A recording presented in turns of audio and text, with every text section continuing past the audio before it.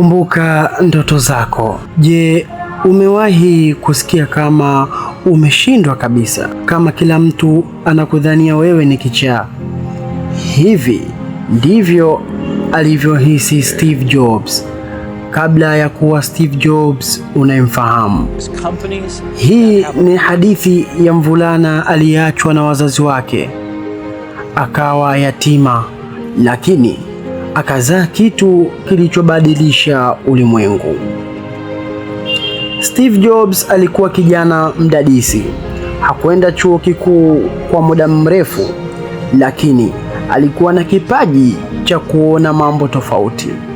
Aliamini kuwa kompyuta si lazima iwe kikasha kikubwa kinachochosha, bali inaweza kuwa kitu cha kupendeza cha kuwa nacho nyumbani kwako.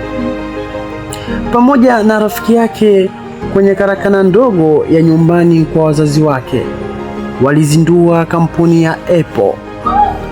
Walifanya kazi usiku na mchana.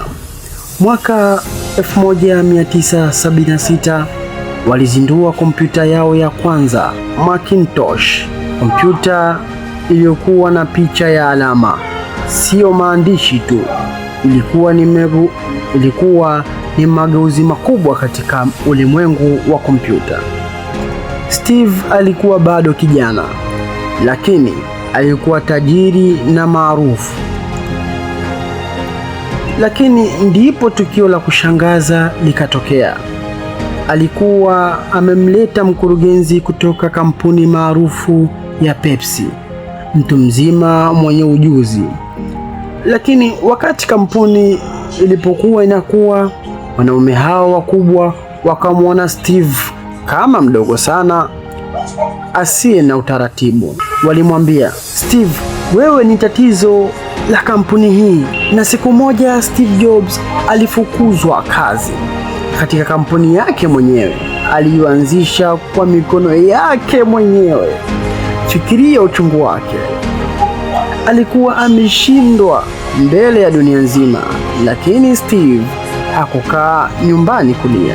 Alianzisha kampuni nyingine ya Next. Pia alinunua kampuni ndogo ya filamu iitwayo Pixar.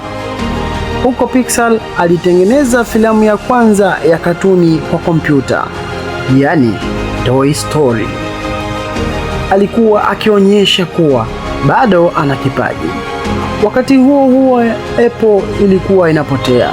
Walihitaji msaada. Walitambua kosa lao, wakamwita Steve arudi.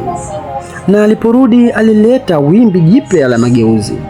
Akazindua iPods, iPhone, iPad.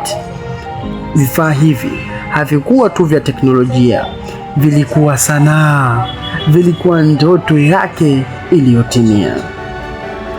Steve Jobs alipigwa na ugonjwa mbaya sana na akafariki mapema. Lakini kabla ya kufa aliwahi kusema neno moja muhimu kwa vijana: baki na njaa, baki na ujinga wako.